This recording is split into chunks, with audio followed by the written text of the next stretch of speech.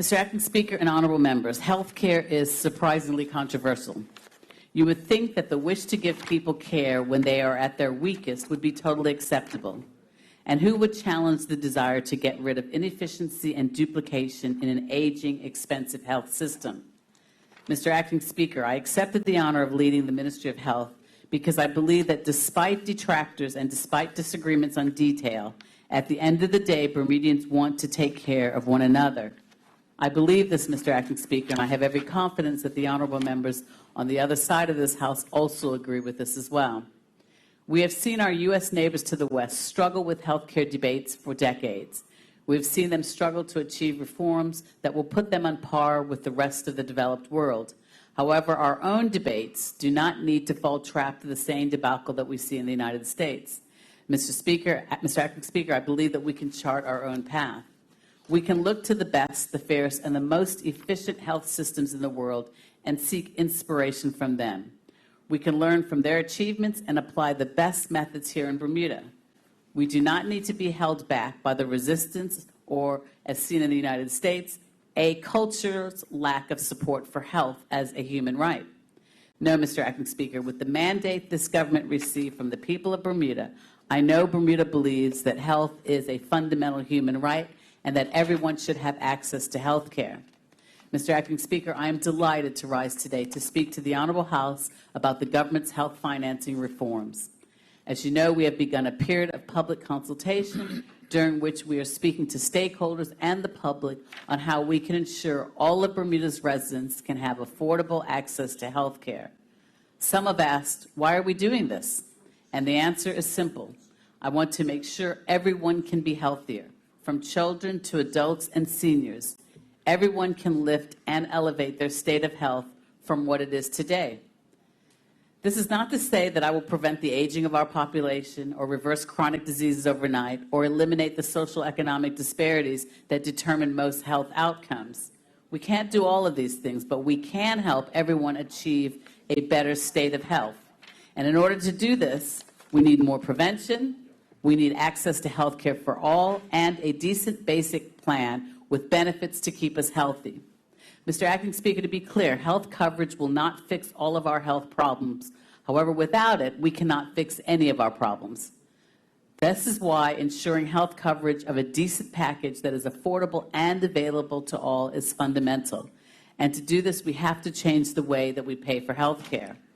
This is part of the broader goal to make Bermuda healthier through prevention and healthy living, because a decent package must include prevention, screening, and disease management. Mr. Acting Speaker, to be clear, our health system has some exemplary strengths, but some also challenges.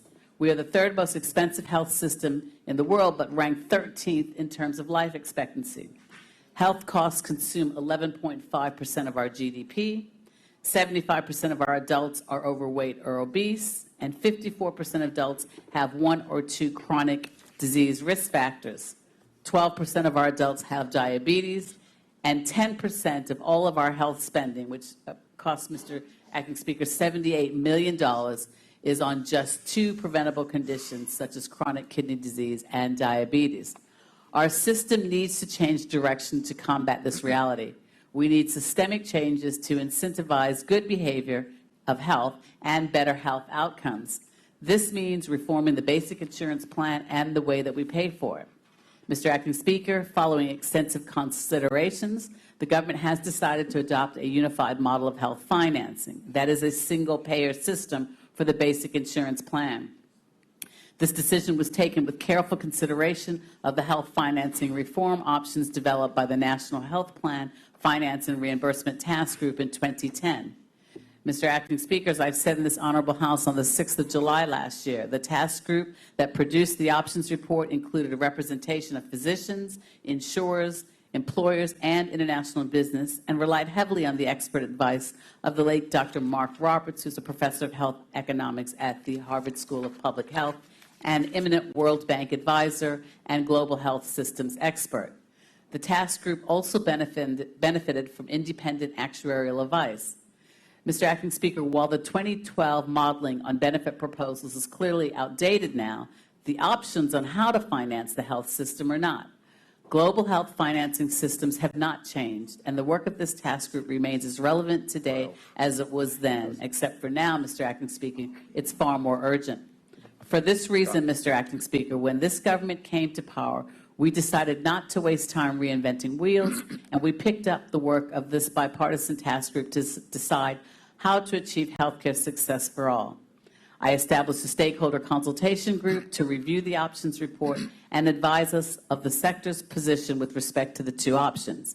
Then Cabinet considered their feedback together with our own fiscal goals and moral compass and decided that the unified model is best suited to achieve efficiencies, economies of scale, and cost savings, given Bermuda's small size. Mr. Acting Speaker, with the matter of which financing model is adopted settled, we are now moving on to the next phase of consulting on two specific questions.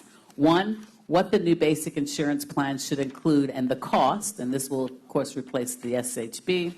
And two, what will need to be done to transition to a unified health financing system, and this is our roadmap. The proposed reforms aim to create a sustainable platform for a patient-centered care model to improve health outcomes. The Bermuda Health Plan 2020 has kicked off discussions with a mock plan for discussion purposes, and the input of health professionals, insurers, employers, unions, and the public will determine the final content of the basic plan.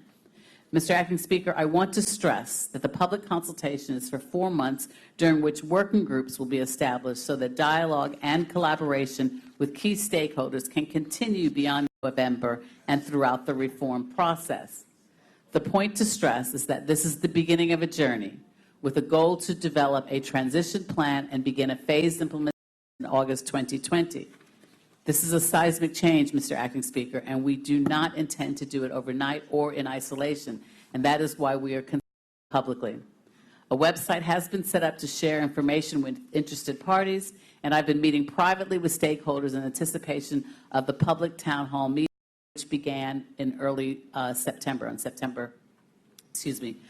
So as I said in my opening, Mr. Acting Speaker, health can be controversial, but only if we want it to be. If we believe that everyone should have access to health care and that every child deserves an equal start in life and that every senior an affordable health plan, then we are all on the same page.